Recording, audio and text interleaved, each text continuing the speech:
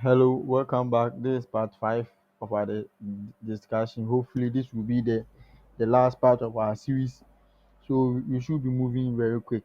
Before we move on to the lower time frame, I would like to point out that within the limits of the 15 degrees axis of Saturn Uranus, you can see that we have a top, a bottom here, and at the end of the 15 degrees Saturn Uranus, we see a top. Alternatively, we can see a bottom and a top, or a top and a bottom, as in the next limit. So here within the next 15 degrees axis, you can see exactly on the axis we had a top, and exactly on the axis we had a bottom. Same here, exactly on the axis we have a bottom, exactly on the axis here too we had a bottom, another bottom, because uh, we had a top here. Mm, eh, Market should, since we are the top here, market should bottom first before moving up, and the time between this point to here is obvious that it was a bottom. Now again we had a bottom here, and we expect market to top here. That is the 16th September.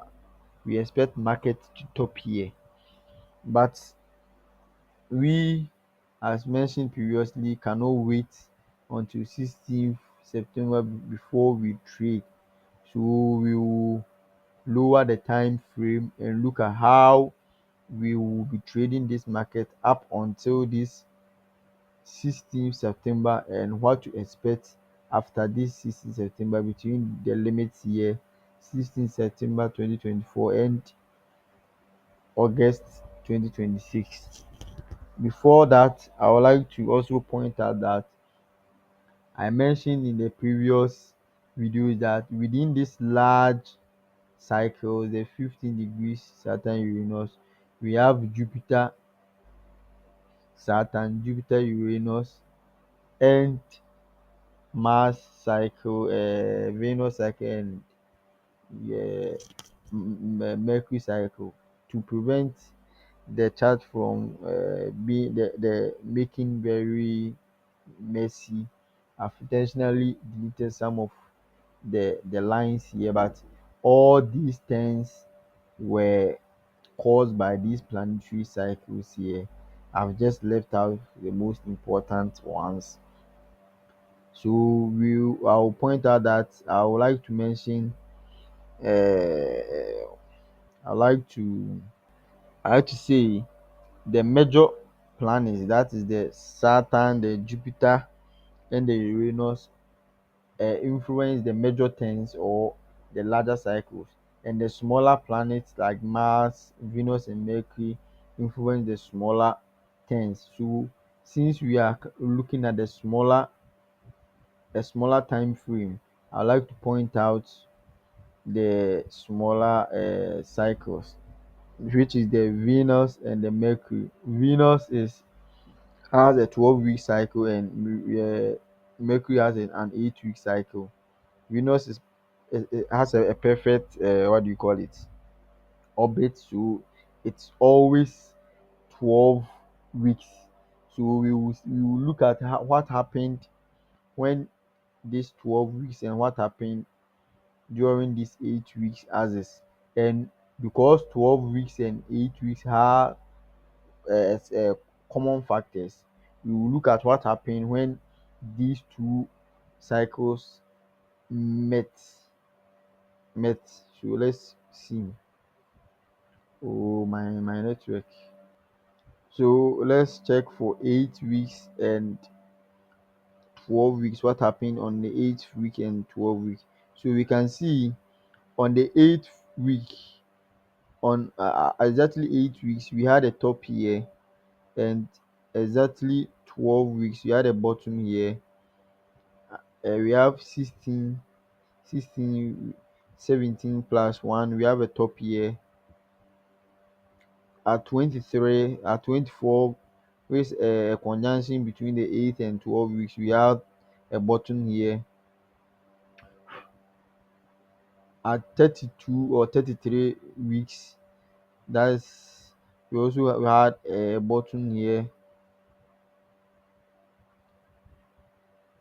42 weeks, 42 weeks, 42 weeks to first 40 weeks. We had a bottom here 42. We had a top 42. We had a top a conjunction at 48 to 48. Most importantly, we also had 337 days. This is a very important sequence that I'll mention later on. At 48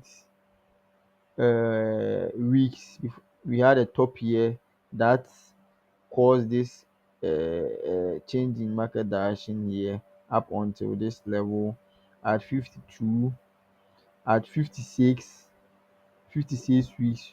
We know 56 weeks is also another or yeah, 56 weeks is another conjunction or so, yeah, 56 weeks.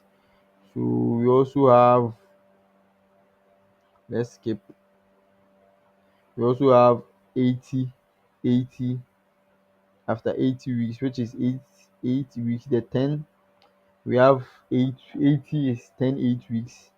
We have 84 synchronized with the 12 weeks.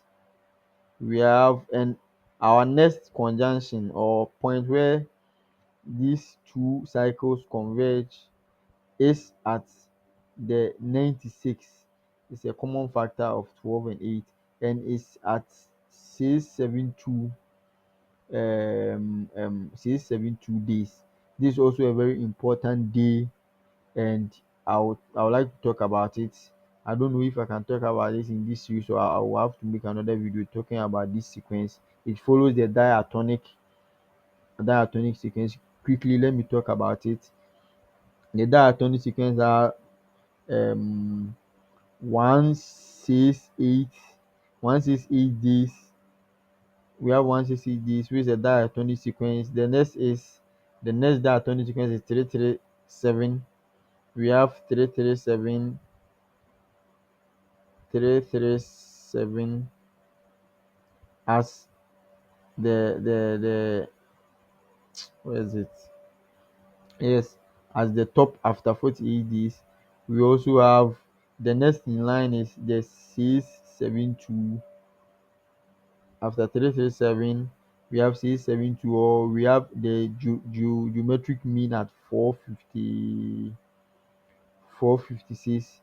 That was the top here, and the 672, most importantly here.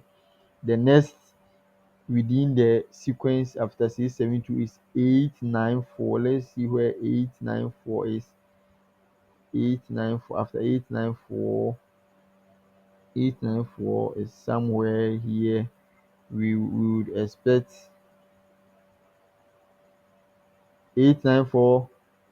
Oh, 894 is somewhere here. March 2025. We would expect something to happen there. So that's quickly. Let's talk about different. Also, I would like to mention that these green lines are Mars cycle. Mars cycle, we expect something to happen here. Reason why I have much of the lines converging here is because this the region we are most focused, because this is where we can model or predict the next movement. So I've deleted all the axes here just to leave this axis here, to pardon me, to leave these lines here. The same is true for the price axis. We can see after this plus 1680 weeks, I didn't there's not much enough lines here up until the plus 2680 and the plus 436. And so are similar to the time as these are the major price levels, and within that major price levels as the views within use. We have smaller price levels or horizontal levels that cause market changes. So the most important ones, where these lines have scattered or have converged here, is because this is our this is our point of focus, and this our near term goal. That's why I have all these lines. These are much minor or smaller points to note. It will help us model our next turn in market. Maybe I'll do another video to explain why I have these price levels, because I didn't label them, and people might wonder why I have these price levels here.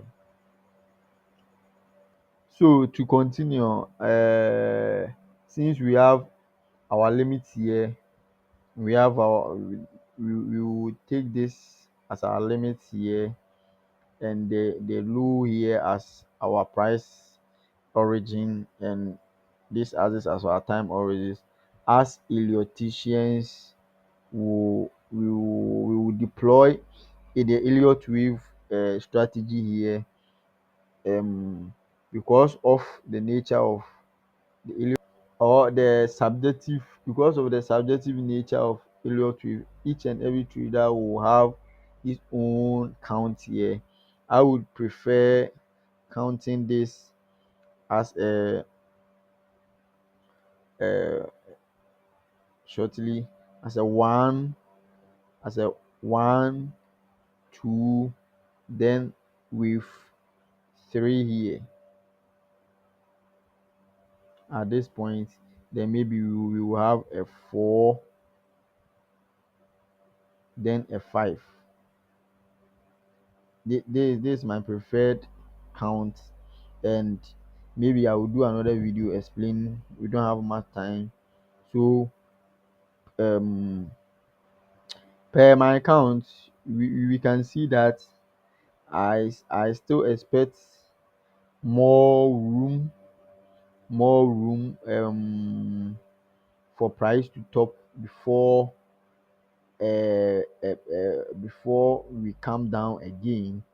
So before we finish with three, and we expect with four change in market direction. I don't expect this as the end. The reaction is as a result, just as a result of price reaching this boundary here, and reaching a major price axis, and I think price will go above it and find resistance here. So currently I will I will just lower the time frame, and I also expect the current decline here to find support around this region. And when market fails to find support here, the next region is here at the 39. I don't expect price to come below here. No, I don't expect price to come below here. I'll do another video going much into it. Yes, I will do another video explaining the lower time frame. So this is how I expect price to move, find support around this region, or worst case scenario this region, and start the next wave up.